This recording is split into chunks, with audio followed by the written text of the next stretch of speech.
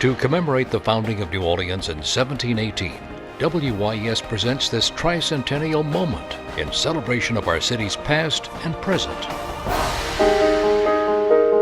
Lindy Boggs has been described as gracious, tenacious, intelligent, and elegant. Marie Corin Morrison Claiborne was nicknamed Lindy after her father Roland, who died when she was 2 years old.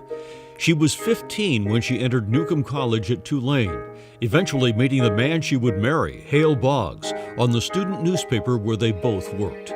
When Hale Boggs was elected to the U.S. House of Representatives in 1940, Lindy became his political advisor and surrogate campaigner. 32 years later, Congressman Boggs was the House Majority Leader and campaigning for a fellow Democrat in Alaska when their twin-engine plane vanished, never to be found. In a special election to replace her late husband, Lindy Boggs became the first woman elected to the U.S. House of Representatives from Louisiana. She was re-elected 8 times. Lindy Boggs was co-founder and co-chair of the Congressional Women's Caucus. Her most important work, she said, involved economic issues, equal rights for women in business, banking, home ownership, job promotions, and education. Boggs became the first woman to preside over a national political convention when Democrats nominated Jimmy Carter for president. She announced her retirement in 1990, just months before her daughter Barbara, the mayor of Princeton, New Jersey, died of cancer.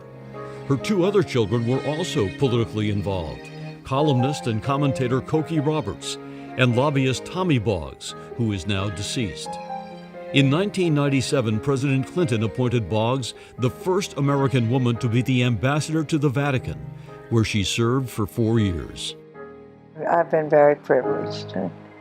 I've had some heartaches, but I've also had some wonderful privileges. Lindy Boggs was 97 when she died of natural causes in 2013.